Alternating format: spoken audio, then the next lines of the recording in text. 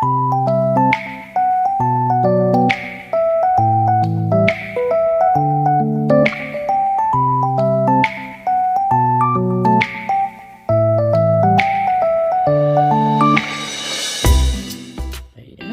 po, magpapaksiw tayo ng pampano.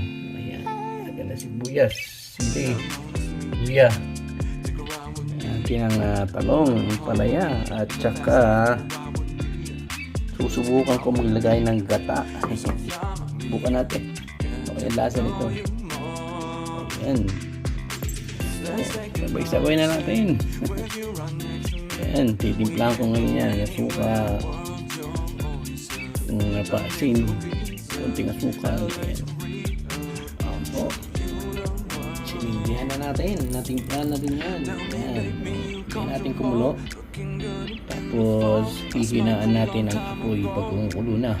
Para dahan-dahan lang ang luto. Ayan. Ito na ito. Ayan po, kumukulo na. Kaya, hinaan na natin ang apoy. Siya nga, ito yung muna hinaan natin ang apoy para dahan-dahan. Tatakpan natin ulit. Kamay na natin lagay yung gata. Yan, nilagay ko na po yung gata para sabay-sabay na. Hinaanan lang natin ang apoy at hintahin hanggang sa maluto.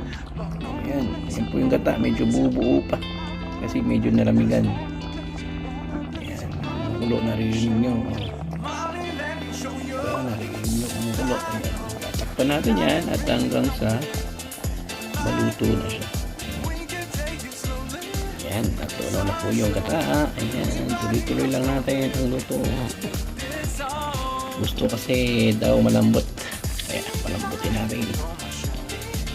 Ayan, dahan-dahan lang.